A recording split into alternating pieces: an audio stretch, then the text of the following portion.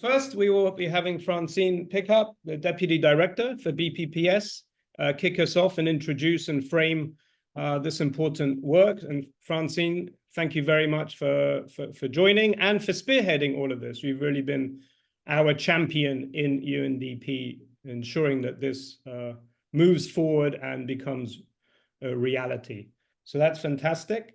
We're then going to have José Luis Chicoma, who used to be in my team. He's now currently at the New Institute and was actually just on a panel over the weekend with Achim Steiner on food systems. So very timely. Hopefully he'll be joining us. I think he's got some internet issues, but he will give a short presentation on the white paper itself. We're deliberately not going to spend too much time during this call on the substance of the paper, but really use this time to sort of explain the role and value of the paper. And with that, we will be having a panel where we have two of our res reps. We have Randa Aboul-Hosn from Jordan and Neve Collier from Thailand. And they will be joined by Dr. Zeynu Ummer, who's the director of the UNDP Resilience Hub for Africa, who's been his team have been very much part of the ITT. And we also have my colleague Xiofang, the Director of Chemicals and Waste Hub in BPPS. And I think the variety of this panel just really shows that everyone in UNDP is working on food systems, and we'll hear more from them later. And then we will wrap up with Ronald Jackson, Head for Disaster Risk Reduction and Recovery from the Crisis Bureau, because this really has been a true joint effort between BPPS and Crisis Bureau. Okay, so with that, let me hand over to Francine for her welcoming comments. Thank you, Francine. Over to you. Thanks a lot, Andrew, and hello to all of you. I must say it's lovely to see such a large group of people with such beautiful backgrounds. You've all got these fabulous backgrounds, and it's really nice to see all your faces. As Andrew said, we've been working together, BPPS with Crisis Bureau, on this, which has been a little bit of a labor of love, I think, and a real testament to how CB and BPPS can work together in a really integrated way. So I'm very happy to be here with you to listen to today's conversation. I know many of you are joining from Asia, and it's very late where you are in the Middle East also. So thank you so much for giving us your precious time. I have to say I've been in my position here in BPPS for 2.5 years now, and being responsible and overseeing the work in these different sort of thematic areas, more and more I'm coming to understand the importance of food as a kind of critical issue that underpins a lot of the work that we do in the different areas. So it's critical to the work on climate change, the work on biodiversity, but also the work that we're doing on health, the work we're doing on poverty and inequality. So it's really one of those foundational issues. And I see Nicolas there in the screen, and we were in Brussels last week, and I was participating in a panel discussion co-hosted with Colombia and the EU and UNEP in the lead up to COP16, and we were talking about financing biodiversity, and we were talking about attracting positive financing for biodiversity, but also negative, stopping the negative investments in biodiversity loss. And of course, here it's the harmful subsidies. And when you talk about those harmful subsidies, they're mostly in agriculture, and of course, that's mostly food. So just another example of how, everything kind of oftentimes, comes back to our food systems. And if we look today, our food systems have taken a bit of a bashing. They are in disarray due to conflict. We saw the huge disruptions to our global food chain, supply chains, particularly with COVID, and with extreme weather events. I see Zeynu online. Welcome, Zeynu, as well. And Zeynu's heading the Resilience Center and the work around ABC, which is absolutely about looking at that vulnerability of food systems because of including extreme weather events. And this is all exacerbating food insecurity, where we now have globally around the world, 1 in 10 people hungry.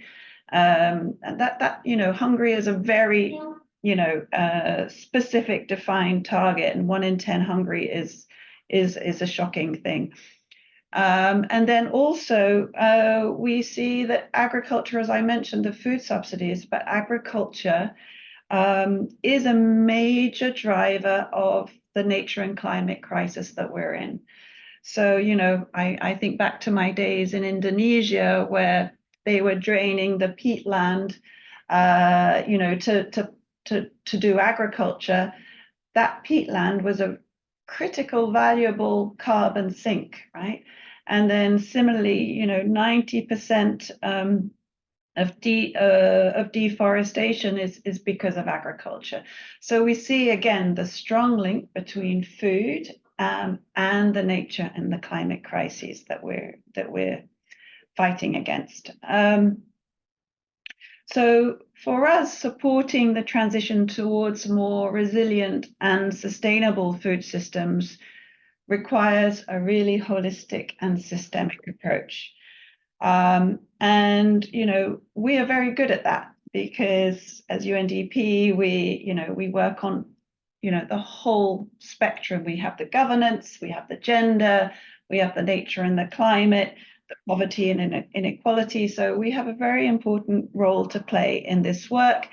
And as you know, as UNDP, also very proud to say that we are ahead of the curve, I would say, as a development organization in really pushing a systems, what we call internally portfolio approach, that brings all these different strands together. So we have a more holistic, integrated response to the complex issue that is our food system.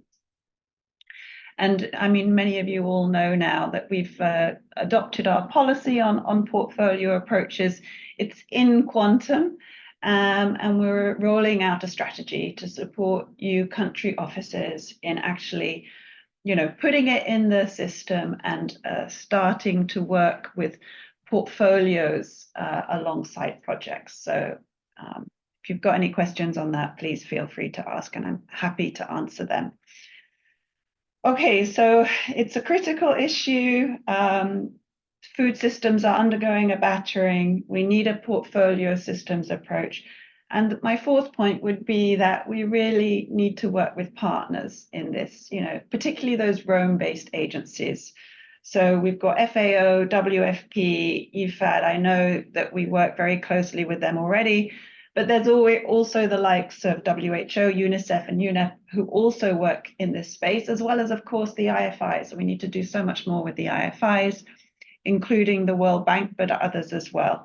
And then there are also these coordination structures that have been established. So we've got the UN Food Systems Hub that we're a part of, and the UN Food Systems Task Force that we co-chair with WHO. And then at the country level, I'm sure you're also working a lot with these other agencies in this space. I think sort of the next point that I really want to stress, which I would like you to reflect on, I'd love to hear what you think about this. My feeling is that people don't know UNDP for the work we do on food, that our food work, we're doing a lot. And Andrew is the first person to say that we have literally hundreds and hundreds of projects, and billions we're working on, spending on addressing food issues. But are we known as an organization that addresses food? My hunch would be no. And that we, while we may have all these scattered, spread out different types of initiatives that work on food in one way or another, we are not yet successfully positioning that work strongly. And if a Resurrect was asked, okay, what does UNDP stand for when it talks about food? I think a Resurrect would be hard pressed to say what our narrative is on food. And so I think that we do need to do a lot more in terms of positioning and telling the story of how UNDP contributes with these other partners and addresses food issues. So I hope that this white paper is helpful in that regard, and that country officers can really take it and use it to help position us more strongly in this space, because we have some value to add. And then we want to do the same at the global and regional levels to really position us more strongly in this space. So that's really, I think, what I wanted to say. Just quickly on the ITT, this integrated task team that Andrew mentioned, we actually identified 4 areas where we felt we weren't positioning strong enough, where we needed to come together and establish this integrated task team. Food systems resilience was one of them, but the other 3, just to give you a flavor, one was on localization, a second one was on urbanization, and a third one was on displacement. So these were areas where we felt we were doing a lot, but we needed to really come together and draw those different strands together. And all those ITTs have done really well. And I'm very happy that the key output from this ITT has been this white paper that we're discussing today. I'm also pleased to say that as well as the white paper, we're planning a number of other things to accompany it. So we are rolling out a kind of programmatic layer to this work alongside the analytical layer. And that programmatic layer, I think, should involve kind of bringing together all the different strands of work that we're doing, so we can say, as a whole, UNDP is contributing to food in this way. But we'll also be launching a new, it's called a project, but I think we should call it a program, which is funded through the funding windows, that is really trying to boost food systems resilience and systems transformation of food systems. And I think that work is starting. It's starting in Jordan, and I can't remember the other place where it's starting. Andrew? It's Kenya, right? Kenya. Jordan and Kenya, right. So we'll be rolling out this new sort of food systems resilience work, starting in Jordan and Kenya, and hopefully moving to other areas as well. With comms, we're also looking to do some media publicity. So I think there's an op-ed coming out, hopefully, in El País. We're translating the white paper into Spanish. And again, hopefully we can do more to position externally our work in this space.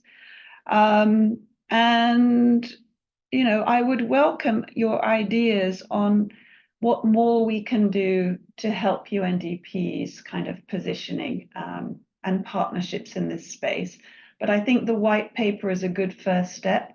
We hope to engage with partners in a kind of launch event in Wilton Park early next year. We will keep you posted on that. But I think at that point, Andrew, that's the main things that I wanted to say to kick us off, and look forward to a good discussion. Thank you. Great. Thank you so much, Francine. I think you really nailed and covered all the key points here. And we really are, I think, at a very, I'd say, exciting and important moment for UNDP, leaning into and really increasing our work and contribution to transforming the food systems globally. You said we really are doing a lot already, and we have I think, an incredible opportunity here, particularly with the help of the white paper, to be bringing more consistency and coherence and portfolio approaches to our work, and to really complement what is happening out there already. And as we keep hearing every day in the news, we really need to fix our food systems. So thank you for that, Francine. We will be producing and publishing a short guidance note for country officers around food systems and resilient food systems as well, to be backing up and supporting the white paper itself, to help all of you operationalize and start implementing more programming around this too. So I think there's a lot of opportunity here. So with that, I'd like to hand over to José Luis, who is the ex-minister of production from Peru and also former senior advisor in my fax team, currently at the New Institute. But he was sort of really our lead author behind the white paper. So we're going to give him a short period of time to explain and elucidate a bit the substance of the white paper before we move into the panel. So José Luis, thank you for joining us from Hamburg. I know you were just with Achim Steiner this weekend on a food systems panel, so very good timing, but please, yeah, you have 10 minutes to talk us through the white paper. Thank you actually for the leadership in empowering some very important experts in UNDP, providing their expertise in different areas that are completely related to food systems. So thank you, to Francine, to Midori, and to all the other areas that collaborated for a couple of years actually in developing this paper that is bold in its approach to food systems. And I'm going to describe a little bit the areas of intervention that we all developed and that I think that are going to be key to promote this transformation towards sustainability and resilience. So if we can go to the first one, to the first slide, please. Well, we all know this. This slide is very common when we talk about food systems transformation. Business as usual has failed. No? The levels of people facing hunger and food insecurity in the world are very high, even though we see in some cases from year to year some improvement. In general, the situation is very dramatic. 1 out of 11 people are hungry in the world. 2.3 billion people are food insecure. Around almost 3 billion people, 2.8, can't afford a healthy diet. And on top of that, we all know these statistics. Food systems are responsible also for global greenhouse emissions, more than 30%. But not only that, also deforestation, biodiversity loss, and freshwater use. So the situation is terrible. We need to take bolder action at the global level, and we can take bolder action if we work together, UNDP and many other organizations. I'm going to the next slide to explain a little bit more on this. Why UNDP? UNDP has extensive experience working on food systems, a current portfolio of more than $1 billion in many different countries all over the world. But not only that, we have a whole of government focus approach, which comes, of course, with a broad mandate from SDGs. Food systems actually touch SDGs, the 17 SDGs in different ways. Of course, it's more related with SDG number 2, which is related to hunger, but not only to that one, to many others related to oceans, to land, to sustainability, to nutrition, to public health. So with this broad mandate, we need broader actions from not only from one ministry in the government, but from many different ministries. Coordinated action, intersectoral, that's one of the words that we use more when we talk about food systems transformations that have some kind of success. It has to be interministerial collaboration. So UNDP offers that, a whole of government approach dealing with different ministries in a coordinated and systemic way. No? But not only we're talking about ministries, we're also talking about different organizations. We can complement and reinforce from UNDP. We can do complement and reinforce what FAO, WFP, FAT, and other UN agencies and international financial institutions are doing all over the world on food systems. One important issue is that UNDP also builds around this existing collaboration and coordination mechanisms. UNDP is currently a co-chair of the UN Food Systems Task Force with different partners from the UN system, and also partners with FAO in initiatives such as Scala and the JEF food systems programs. Not only that, we work closely with different agencies to leverage like different and complement the different expertise and resources that we bring to the table for systemic change. The next one, please. Well, in our model, in our theory for change, we emphasize 4 dimensions. I'm going to describe a little bit more, but one is focused on food systems governance and the collaboration that we need to have between different ministries, between different agencies, facing most these broader challenges on food systems. That's the first dimension. The second dimension I'm going to expand upon in the following slide is the structural drivers around poverty, inequality, health, gender, environment, climate change, and energy. I'll explain a little bit more in a minute. The third dimension is the food value chain, from food production to food consumption, going through intermediaries, processing, transformation, and distribution. And the fourth one is sustainable finance, because without the resources that we need, we can't effectively promote change. All of this in a context that was very important of fragility, conflict, and crisis. This is the framework and the theory of change of this paper and the solutions that we are presenting here. The next one, please. One issue that is very important here, or 3 issues I want to mention that are key here, is some cross-cutting principles that we have included in the paper that are very important to mention, and they're very important to mention following food systems debates and how we are presenting from UNDP a systemic, very bold perspective. And the first one is on the 6 pillars of food security. Usually, we're talking about 4 pillars: availability, access, utilization, and stability. We've added agency and sustainability, like many organizations are doing, like the high-level panel of experts, because with these 2 additional elements, we move from feeding people to empowering people. We consider that this stronger and broader approach also addresses power asymmetries and builds a resilient food system from the bottom up.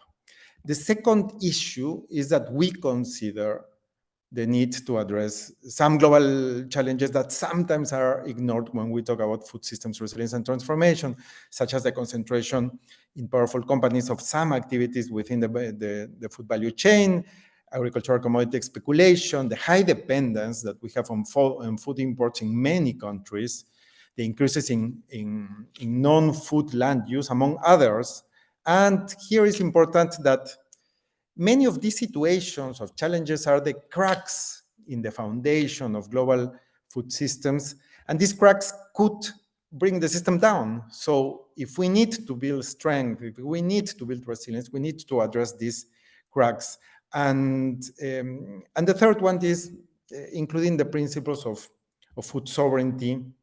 This is very important because incorporating food sovereignty means shifting the power back to those that grow and eat food. No? And without these changes in power, resilience and transformation can turn into buzzwords. No? And we don't want that. We really want to promote a food systems transformation that is based on communities, and this has to prioritize the needs of the most food insecure. The next one, please. These are the 6 structural drivers. Remember that I mentioned 4 dimensions. The second dimension is 6 structural drivers that are focused on poverty and inequality, to promote inclusive growth and social protection in food systems, on health, so we can promote a sustainable, access to sustainable, safe, and nutritious diet, and not only access, but affordable access. Promoting gender transformative solutions in food systems, ensuring also greater resilience with environmental sustainability and healthy food production, using food systems as a way to increase resilience and adaptation in food systems, and also considering the sustainable energy in food supply chains. I'm going to, in the next slide, please, I'm going to focus on a few interventions. The paper includes 58 interventions in all of these dimensions that I've mentioned, but I'm going to focus in 10 that are key, that are an example of the types of interventions that we are promoting and that can actually drive structural changes if applied well. The first one is agroecology, prioritize, accelerate the transition towards agroecology and scale it up. And this is very important because for many years we used globally very ambiguous models for sustainable agriculture. There were models that promoted minimal marginal changes. They were still promoting a very intensive agriculture in monocultures, and they were just promoting, for example, a reduction in 10% of synthetic fertilizers or herbicides or pesticides. Like not a real change, no? But they were promoting themselves as sustainable agriculture with big opportunities for greenwashing from different actors. No? Agroecology is different. Agroecology has clear principles that actually go beyond sustainability and incorporate broader social and community empowerment goals. And we have emphasized the need to scale it up and accelerate these transitions with multiple interventions. That's one. The second is school meals. When we promote school meals, we can address multiple objectives, such as access to health and nutritious food, particularly for the most vulnerable. We can also address the need to secure a market for smallholder farmers and actually promote an acceleration in the transition towards agroecology in these farmers. When we provide a market for these farmers, we can also promote this acceleration towards sustainability. That's why it's like the perfect example of a systemic policy, systemic intervention that should be prioritized. The third one is very clear, is strengthening women's rights and control over assets and food production resources. And a real gender transformative reform would imply giving women preferential access over these resources. The fourth one is promoting traditionals and territorial food markets. For decades, we have overlooked in policies globally these traditional food markets in many regions and countries in the global south. They are very important to bring more biodiversity to the people, to bring more nutritious products to those that need it the most, and to bring more accessible and affordable products exactly for those populations that that have problems, economic and physical problems, accessing these healthy products. So it's important that we bring back to the table the need to strengthen these markets, prioritizing funding and policies to better connect them or to better actually function as a bridge between smallholder farmers and consumers. And the fifth policy here is also very important. Usually the informal sector is treated by policymakers, by many different organizations in a punitive way, or by ignoring the informal sector. But the informal sector in the global south is key to bring people from smallholder farmers to consumers. No? But we always say, no, they are like the intermediaries that get a significant margin, and we don't really understand the needs and the contribution that this informal sector brings to the table, literally to the table of those consumers, mostly those that are more food insecure. So we need to better understand how these informal actors work, especially in that midstream of the food value chain, to support them, to prioritize the support for them so they can better do the role connecting smallholder farmers and consumers. We go to the next, please. Jose? Yes. Just a time check, if you can maybe go through this slide quicker. And I think yes. you can give okay. This is actually the last slide, so I'll go quicker in a few minutes. The Blue Food Systems perspective is key. It's also one of the key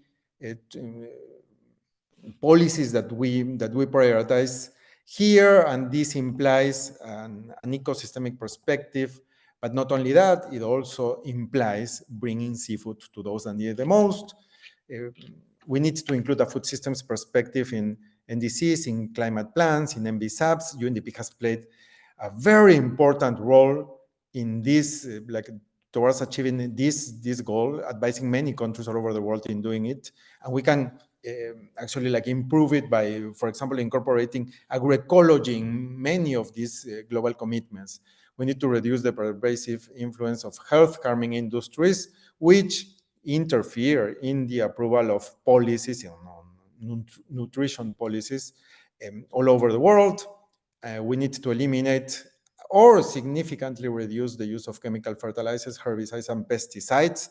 Sometimes it's not addressed as it should be. And this paper presents this in a very clear way. And finally, and this is my last comment, there's a lot of talk about finance. No? Like, these COPs are going to be, in many cases, the climate COP, like more like finance focused. And the need for resources is addressed and recognized.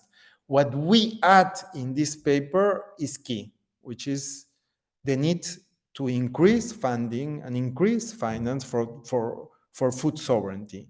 Many of the increases in climate finance and in food systems finance are not necessarily directed towards achieving systemic perspective on food challenges. No? So we should avoid greenwashing, we should avoid nutri-washing, we should avoid impact washing, and we should try to get those funds to really address food systems transformation and resilience. So these are 10 key interventions out of 58. I recommend the audience to check the paper because it's very systemic and overarching in what it recommends for resilience and transformation. Thank you very much. Thank you very much, Jose. There we go. Thank you very much for that tour de force of the paper. A lot of information, everyone. What I would say is hopefully you can take away a sense of the direction of travel, of the areas that collectively all of you feel are important for UNDP. I think it sets out very nicely our role on a lot of the areas that we can try to help contribute to. So do please read the paper. We'll be sending out the link at the end of the day, but there really is a lot of, I think, strategy and substance in the paper. And really what we want to be doing is, as we continue across UNDP to program and design interventions for the food system, to cohere and convene around a lot of the aspects and those interventions that are in the paper as well. And I think we can really become a force for good in the food system as we take on that white paper. So thank you, Jose. Now we are going to turn to our panel. Very pleased with our panel because I think it really shows both the leadership in UNDP working on food systems, but also the variety of, let's say, teams and programs working on food systems across UNDP. We're actually going to have only 3 people, I believe, on the panel, as Neve Collier, the Res Rep for Thailand, was having some connection issues.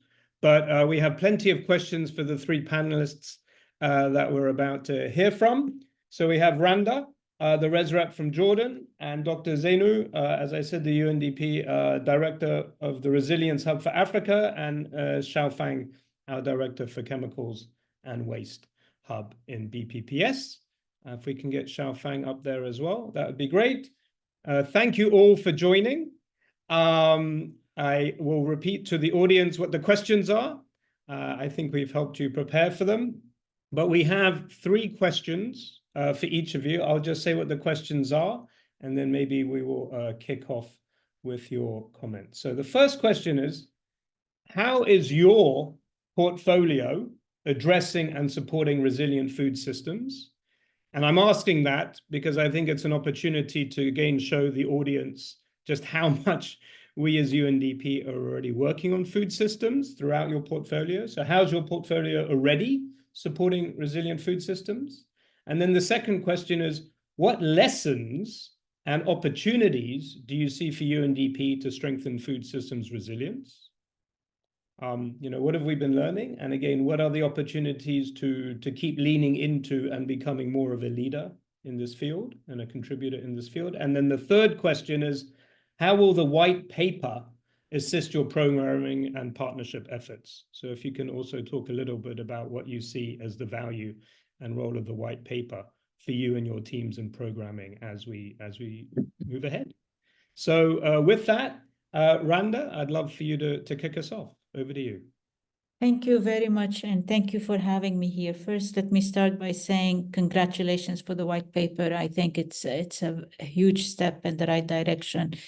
And my first comment to your last question is, do not change the white paper, and with adding new layers on it. Just as a vision, as a direction, I think it's very good. For us in Jordan, let me give you a little bit of context and try to simplify the experience as much as I can. Jordan, as you know, is a small natural resource poor country. It's semi-arid. It's an upper middle income country. It's surrounded by conflict, low trust in government, has a population of around 11 million, 74% of them under 30, and unemployment is very high. Jordan is also host to 700,000 refugees, actually more. Those 700,000 are the ones that are registered. There are around 1 million Syrian refugees and 2-point-something Palestinian refugees that go way back. And then, of course, there's the underlying challenges of dramatic depletion of resources. Jordan is the second water poor country in the world. In addition to land degradation, high dependency on imports in energy and food, growing urbanization, and increasing vulnerability. Agriculture is a small part of the land, and the limited food production is characterized by unsustainable agriculture practices. 50% of the water that does not exist is being lost in agriculture, and the issue of food security is very high. In August 22, the Prime Minister launched the National Food Security Strategy. Where did we as UNDP begin? We began earlier than that. We began in 2020 when under the SDG Joint Finance Program, we were tasked to develop SDG investment maps. Out of 14 opportunities, 3 of them were in the area of food and agriculture, mainly olive oil pressing, cold storage facilities, and aloe vera farming. But in summer 22, we started to pick up signals on the issue of food security, to be exact. And we started to ask question, where could we come in? And then I remember the Food Systems Summit that actually took food security, went beyond food security to food systems. So we started to realize that food systems and food security are central to the water poverty of Jordan. COVID had disrupted prices and import costs have gone high up. And the Jordan Valley, which is the food basket of Jordan, is actually underdeveloped. Like Francine said, it was not clear to us what UNDP could do and what UNDP might do. We have worked a lot, like José Luis said, in agriculture, in water for harvesting and what have you, but not in food systems as such.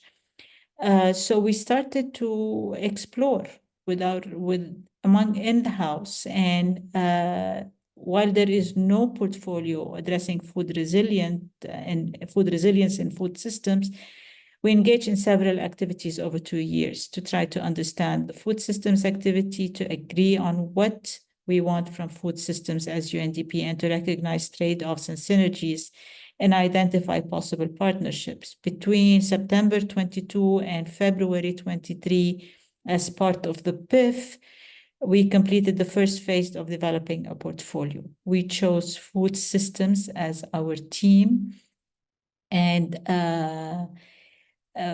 we consciously chose a food system portfolio, which was previously uncharted territory. We did not develop a PIF based on where we have existing presence. No, we wanted to explore new areas. For us, it was very important because, as you say, food system is not just about systems and about global regulations. It's personal. It's what we eat. It's how we buy our food, how much plastic our food is wrapped in. And we wanted to bring that to the fore in terms of a behavioral issue as well as an economic and a production issue. In the meantime, and here goes, the government put together a strategy and action plan for food security. They started the action plan focused on sustainable agriculture 2022 to 2025 and agricultural development 26 to 2030. The cabinet approved the formation of a National Food Security Council in 2023, and they took it all to COP27 in Egypt. And who was supporting the council first and foremost? FAO and WFP, of course. So due to water scarcity, they focused on 4 pillars: food availability, accessibility and affordability, stability and optimum use of food, and enhancing governance and food security.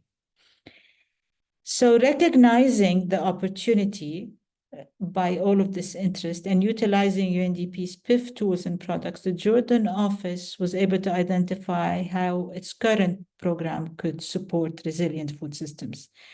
It demonstrated our ability to act as integrator, as convener, and with potential to transform Jordan's food system.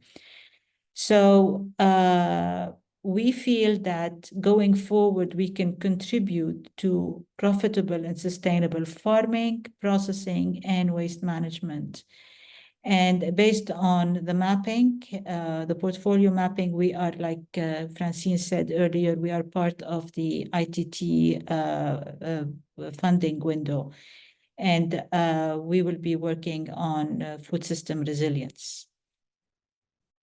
So going to your second question, what are the opportunity? I have to make one observation here. It's very interesting that when you talk about food systems, it's demand-driven. When you talk, when you talk about food security, it's demand-driven. When you talk about food systems, at this stage, it's still supply-driven.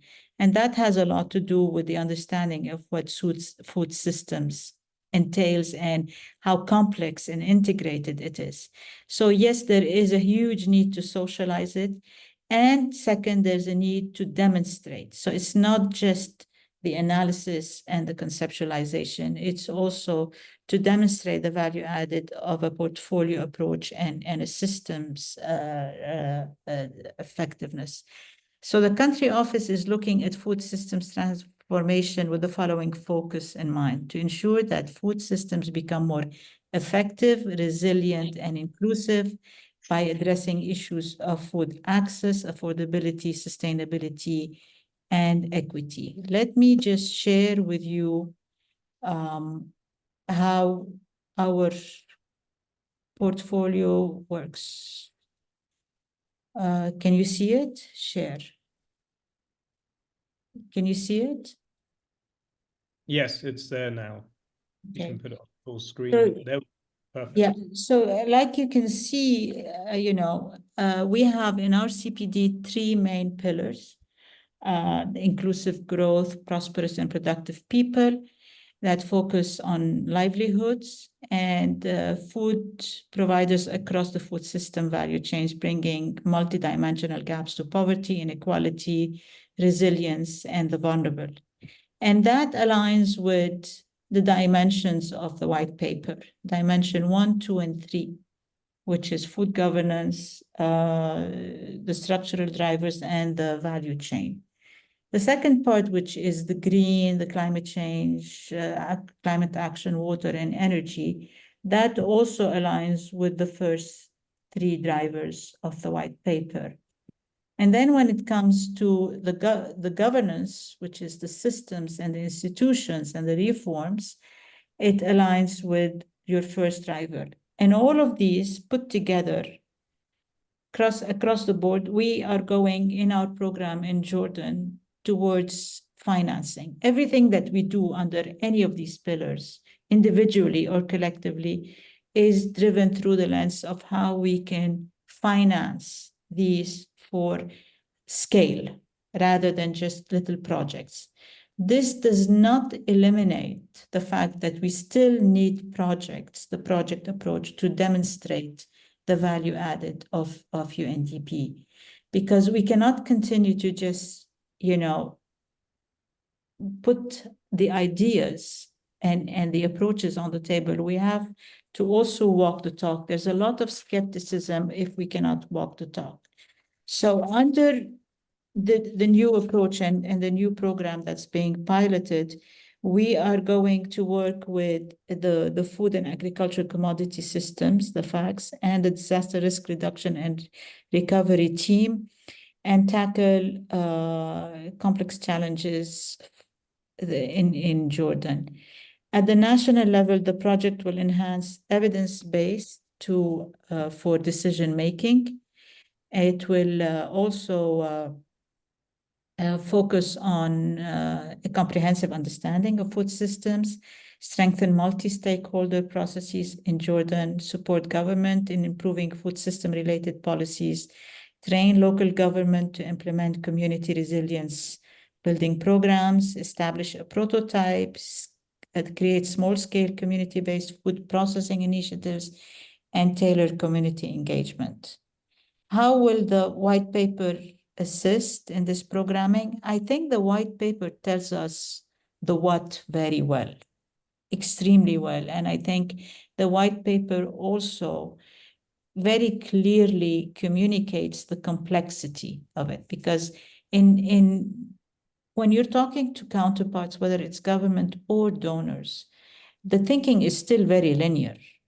I mean, yesterday we were meeting with the EU and we were talking about the Jordan Valley, which is the food basket. And we were talking about, a portfolio approach with private sector and financing. And we were talking about area-based development. And the answer was very interesting. He said to us, at the EU, we're speaking less development and we're speaking more business, which is very interesting. I mean, they can think complex portfolio when it comes to investment, the investment approach, but not the development approach of complexity. So we really need to continue to explain the rationale and the complexity of the approach, but we also have to demonstrate it, because the big elephant in the room is how do you operationalize it? So the white paper does set a global vision for food system transformation, and the complexity of the model, the way UNDP is presenting it, is fundamental because no one else is speaking to it that way. So I think in that sense, congrats, the white paper does bring out the full story in all of its dimension: environmental, economic, social, nutrition, nature-based, what have you. Now, the challenge is, how do you operationalize it? It's an interdisciplinary approach. How do we implement it with the existing structures of UNDP, and how do we implement it with the existing challenges of the business model? So operationally, it's challenging. In terms of skills and capacities that exist within country offices, it's challenging. And in terms of funding, seed funding, and I'm blue in the face repeating this over the years in UNDP, we don't have the seed funding to actually turn the supply offer into a demand. And we have to find a way to do that. The other big challenge, and Francine alluded to that, is the coordination with the other agencies. If you saw when I first started talking about the approach in the country, it's all agriculture. And when we sit in a UN country team with FAO and WFP, it was UNDP and UN Women who said, wait a minute, where is the rest of the story? It's not just agriculture and farmers and agri-industry, which is great, It's other things as well. So operational issues are very important as well. The last point is that the white paper envisages a complex and multidimensional approach, which requires robust monitoring and accountability mechanisms. The existing systems are not quite equipped to track diverse outcomes from whether food systems work, what are elements and criteria for long-term sustainability, social inclusion, and resilience. So I'll end where I started. Please keep the paper. It is as comprehensive as can be now.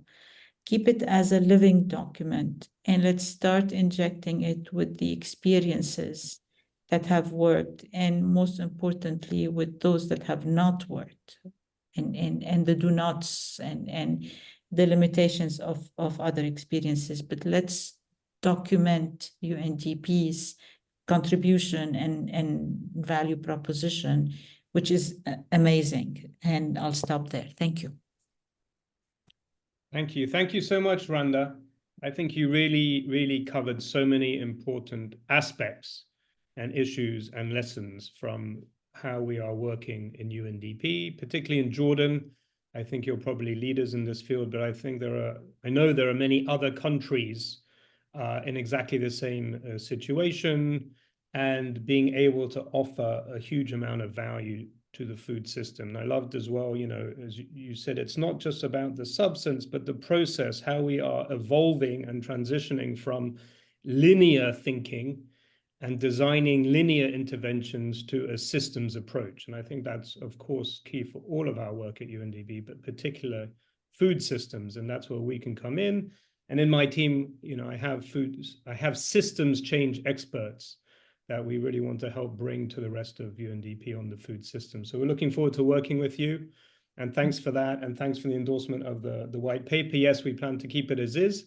There's plenty in there for us to be working on for the next decade or two. So we're not planning to change it, but we do want to be supporting it with more guidance notes and communication products and communication assets. And I think your suggestions are more case studies as well as across UNDP as well noted. So thank you for that. And yes, I'd say to the audience, if you're coming up with ideas of other tools, guidance, notes, assets that you think will be helpful for yourselves, just keep putting it in the chat and we'll be harvesting that. So with that, let me please move to Dr. Zeynu, the director of the UNDP Resilience Hub for Africa, and to hear from you. Dr. Zeynu, I don't know you personally. Francine spoke very highly of you, and your colleague Trolls has been an amazing colleague with us in the ITT, really sharing with us a lot of the exciting work that is being done and coming up in the Horn of Africa, which is obviously fundamental to our work on resilient food systems, and we'd love to see how we can support. So over to you, Dr. Zeynu.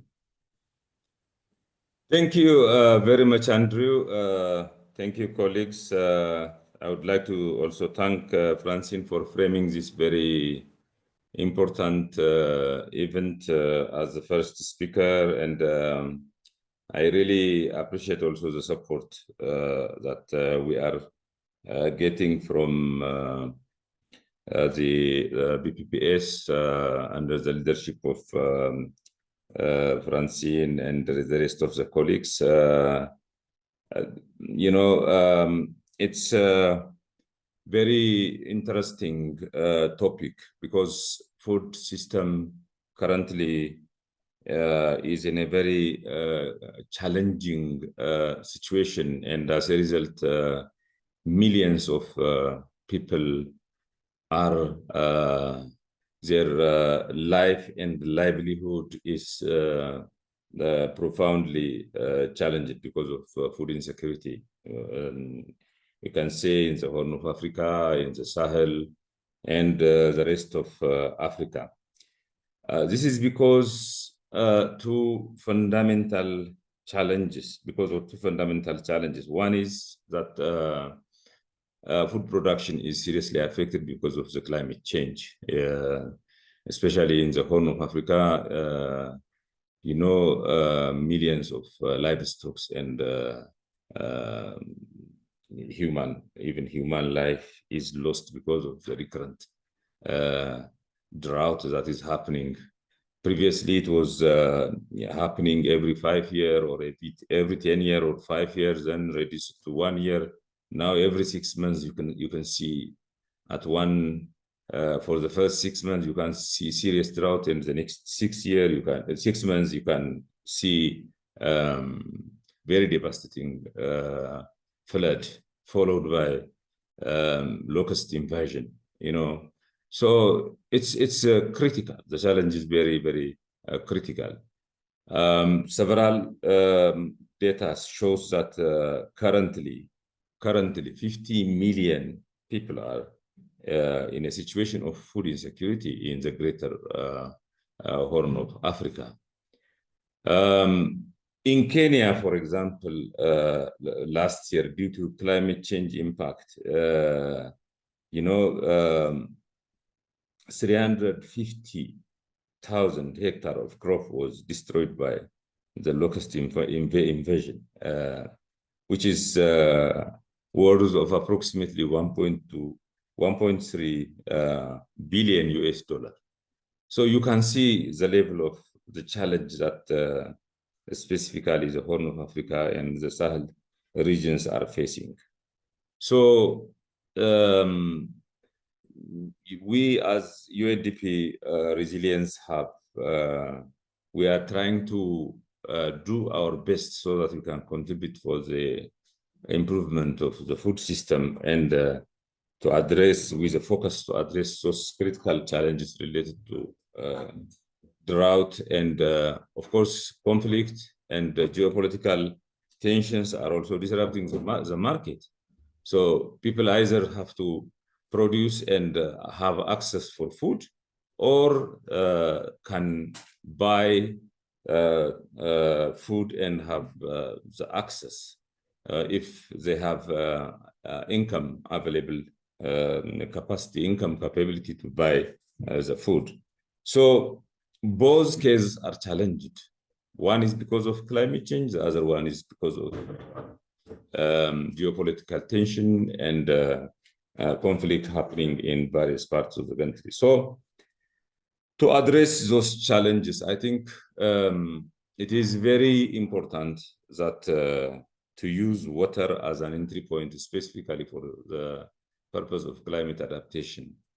We are currently working very hard to bring together the various stakeholders, including the World Bank, around 3-4 UN agencies, government ministers, specifically focused on ministers of finance and ministers of water in the Horn of Africa, actually focused on 6 countries, to find the solution for water, because water is a very important, essential commodity in terms of addressing this very, very critical challenge of drought. Productive use of water can definitely be a game changer. Water access is a big challenge. Otherwise, water availability is there. For instance, the Horn of Africa has millions of cubic kilometers of aquifer, in the ground. If there is a means to use to explore this groundwater, definitely the drought and everything that we are talking about would be only artificial. It is possible to use this water for animal, for agriculture, and for various purposes, so that to change the game in this area. So in terms of that, we created a facility called Groundwater Access Facility, and we are working with all those partners whom I whom I mentioned, and we are doing really very good in terms of supporting the food system that really challenged because of the drought. We are also supporting, for instance, the Sahelian countries like Niger, for example, is really challenged, the food security, the food production in Niger is challenged by the drought and the water, the salinity of water. Then to avoid that, we have used the same technique of the groundwater access, and we managed to actually provide support in terms of exploring that groundwater to use it for the productive use of irrigation system in the country. So you can see how it will be important water for the productive use of food system in countries that are challenged by the climate change impact. The other important aspect that we can bring is that UNDP Resilience has introduced solutions in addressing the innovative financing or the access to finance in many of the actually marginalized areas of Horn of Africa and the Sahel, specifically in the borderlands. Access to finance is very, very chronic. So innovative financing mechanism can play a crucial role in building sustainable food systems. The Resilience Hub collaborates with the small-scale producers to improve access to land, water, and credit. So the Impact Fund for Health and Agriculture, we call it RIFA, attracts private investment to local, small, and medium-sized enterprises or SMEs, empowering these communities to make informed decision about their food systems.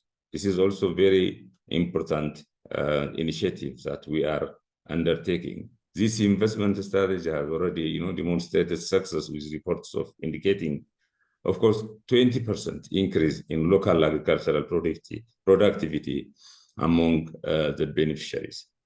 The other important initiatives that I can mention undertaken by the Resilience Hub is Africa Borderland Center Food Value Chain.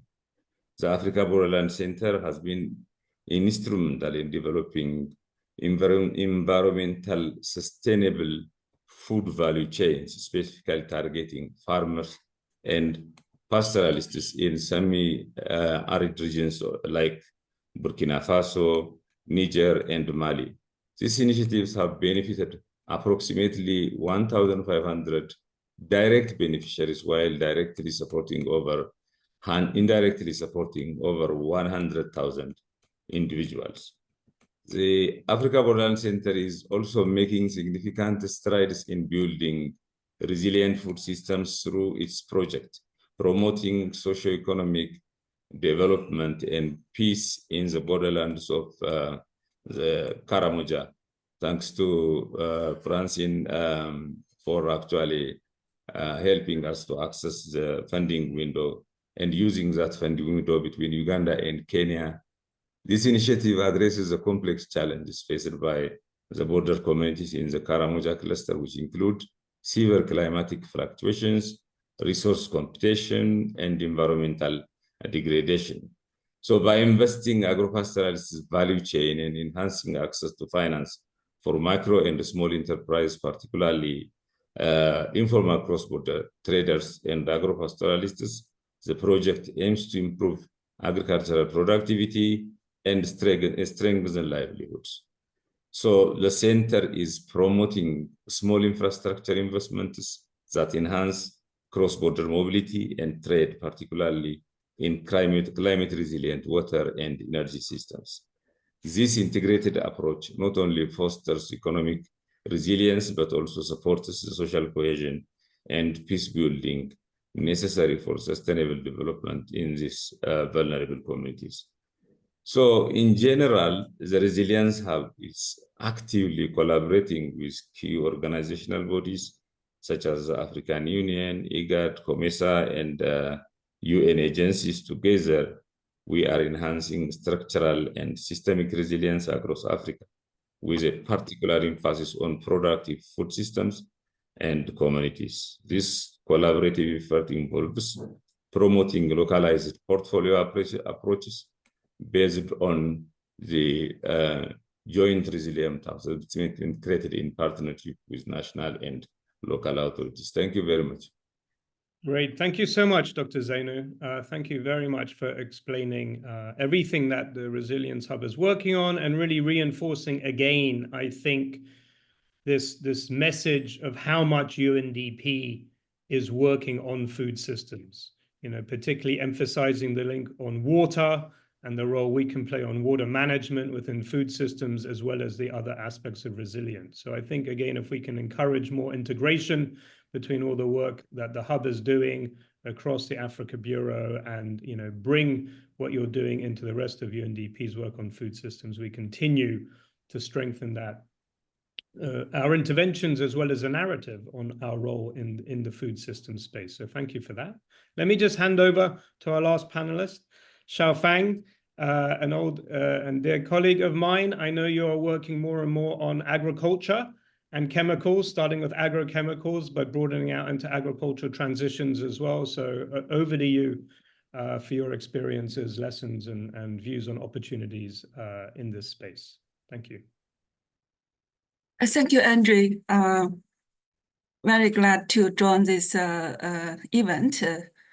First, I would like to congratulate you and the colleague contributed to this white paper on the food system transformation. This white paper analyzes structural drivers of unsustainable food system and provide guidance on a systemic approach towards sustainability and resilience. As Francine and previous speaker said, that's very important for UNDP to demonstrate the added value of UNDP for the food system. In our experience on the design and implementation, we can learn from the practice. And taking this opportunity, I also would like to introduce some new programs UNDP Chemical and with the Hub is designing and supporting. And one flagship initiative UNDP is leading the design is a JEF-funded Farm Plus program. This is an integrated program aiming to support government and relevant stakeholders in transitioning to sustainable and climate-resilient agricultural practices. These practices such as integrated pest management, pollution prevention, crop diversification, water conservation, and soil health management. These practices could strengthen the resilience of the agricultural system to adapt to the climate change impacts, being environmentally responsible, economically viable, and socially equitable. Sustainable and climate-resilient agricultural practices are vital for maintaining the capacity of ecosystem for healthy, safe, and affordable food production. Interventions in the Farm Plus are designed in alignment with countries' obligation to eliminate highly hazardous chemicals, pesticides listed in the Stockholm Convention and Global Framework of Chemicals, as well as countries' ambitions set out in their national biodiversity strategies and action plans, national adaptation plan on climate change and their NDCs, as well as national food system pathway. The Farm Plus include 4 components. Component 1 is policy, regulation, and enforcement. This is to promote cohesive policy and regulatory enabling environment for sustainable and climate resilience agriculture. This component aligns with the dimension 1 in the white paper, good governance, strong institution, systemic and multi-stakeholder approach. And component 2 is finance, investment, and insurance. This component aims to support government to assess and redesign agricultural subsidies, taking necessary measures to repurpose financing and incentives to encourage sustainable and climate-resilient agriculture. Collaborating with insurance providers and initiative UNDP already did by the Sustainable Finance Hub, Farm Plus aims to increase access to insurance and products that could improve the financial security of farmers against cross loss. And furthermore, Farm Plus also will collaborate with financial institutions and design the financial products and the mechanism to encourage sustainable and climate resilient agricultural practice. This component aligns with Dimension 4 of the white paper on sustainable finance for food system resilience and transformation. And component 3 is technical assistance and the introduction of alternatives. Interventions are designed to increase the knowledge, information, technical capacity, and access to alternatives. This component aligns with Dimension 3 of the white paper, addressing the structural drivers of unsustainable food system. And component 4 is improving the food supply chains. It is for better supply chain management, which leads to less waste, less plastics, less greenhouse gas emissions, and demonstrates improved product traceability. This component aligns with Dimension 4 of the white paper is good value chain. Chemical and Waste Hub are implementing a portfolio funded also by the Multilateral Fund of the Montreal Protocol in 50 countries to promote sustainable cold chain that are critical infrastructure for food security and reduction of food loss. We also recognize the huge challenge of plastic, pollution. That's also, many of the waste come from the delivery of the food to people. And there also need a system approach to address the problem. And the component 5 is global coordination and knowledge dissemination. This is for global access to knowledge and best practice for replication and skill up. So you can see that this design of the Farm Plus is really consistent with the white paper. I'm very happy we start this design of Farm Plus from last December.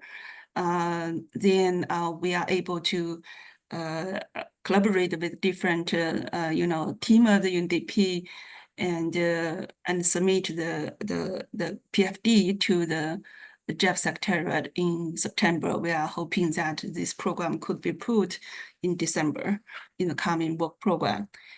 And Farm Plus program involves 5 implementing agencies in UNDP, UNEP, UNIDO, FAO, and AFDB, and supporting total 16 countries. And the UNDP is also supporting 5 countries, including Costa Rica, Mexico, Nepal, Ecuador, and Laos, PDR. UNDP will also lead the implementation of global component. The total investment by JEF for Farm and Farm Plus program is $110 million with $1 billion co-financing. This is really an opportunity for us to demonstrate our vision and our approach in this area. And we anticipate that further investment by JEF in the future. So finally, as elaborated in the white paper, UNDP's broad mandate and integration role provide us comparative advantage to design and implement integrated interventions to address complex issues like food system. So we are looking forward to working closely with Food and Agriculture Team, Nature Hub, Climate Hub, Sustainable Finance Hub, and our country offices to advance this vision towards a sustainable and resilient agriculture system. So we learned from COVID, and by the end, the most important things for us, for people, is safe food, water, and medicine, right? So I think we should be very proud we could contribute to this process. Thank you. Thank you. Thank you so much, Xiofang. And again, I think your program is going to be so important. It just shows again how much is happening across different teams. And I think this farm program, as you say, if we can design it aligned with the white paper, we'll really be able to take this systems approach. So thank you so much for that. We are running out of time. Obviously, trying to talk about food systems in 90 minutes is very difficult, but I will hand over to Ronald Jackson, our partner in crime, on food security and food resilience. And I do think as we try to broaden and strengthen UNDP's role on the areas of food security and resilience, it's absolutely imperative that Crisis Bureau and BPPS work hand in hand, bringing our joint expertise together on this issue. And I think if and as we do so, we again can bring a value to the UN system and to the development community that other organizations just cannot do. It is a very powerful blend of expertise here. So Ronald, yeah, over to you on how you see Crisis Bureau working with us and across UNDP on food security issues in the coming years. Thank you. Well, thanks, Andrew, and thanks to you, also Francine, for the leadership and the team on this. I bring greetings on behalf of Turhan and the broader Crisis Bureau. Turhan couldn't be here, so I'm stepping into the fray for him. Now, let me congratulate you for this white paper and the launch. I think it is certainly quite timely. On the Crisis Bureau side of things, you would know that we've promoted this UNDP's approach to delivering development solutions in crisis and fragility, which we in brevity refer to as a crisis offer. But really, it's talking about development solutions in crisis and fragility. And the fundamental backdrop to that is that we're trying to reduce reliance on external humanitarian relief and peacekeeping interventions, but primarily bringing risk-informed development planning for now and in the future. That's the sort of philosophical underpinning around how we approach this. And we see this, yes, the Crisis Bureau as perhaps the lead-off actor in spaces that are fragile and crisis affected, but it is a whole of GPN approach. And I think that presents the context within which I see the Crisis Bureau really embracing and supporting and certainly addressing this issue around food systems. We see several elements here, but before I go to them, I think it's important that we recognize that the key nexus of now and the future is water, food, and energy. And so the approach to food systems as outlined in the white paper really seeks to address those, noting the 6 structural drivers, which are also fundamentally important to how we see and deal with risk, which is how the Crisis Bureau pitches a lot of the challenges of today. And fundamentally, the call in the paper for us to move away from business as usual, looking at more of a systems approach, looking at more integration, a whole of government, and also I would say multidisciplinary approach to this issue. And here we see several areas of the Crisis Bureau's work, which again, as we say, we may lead off, but it's really a space for integration. The work on community resilience, drought resilience, tackling displacement, looking at urban risk and resilience, and fundamentally trying to move us away from dealing with the symptoms of intensive and extensive risk to also tackling some of the everyday risk issues, some of which are encapsulated with how we look at food systems. So just quickly, the white paper will significantly impact our work, UNDP's work on drought resilience by offering innovative strategies and actionable insights.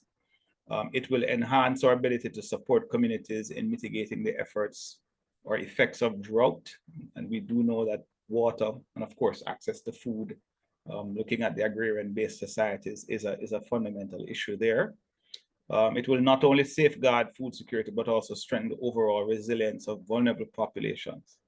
In the realm of the work we do on urban resilience and urban transformation, I think the white paper offers a comprehensive framework for integrating food systems into urban planning and urban systems.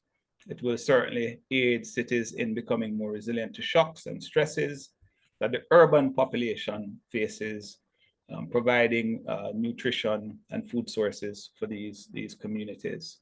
On conflict prevention and community resilience, we see food at the heart of the mission there. The white paper highlights the critical role of resilient food systems in preventing conflicts, fostering social cohesion by addressing root causes of food insecurity, and really addressing some of the tensions that are inherent and building stronger, more resilient communities. And here I'll hark back to the comments made about power dynamics and how we tackle those issues.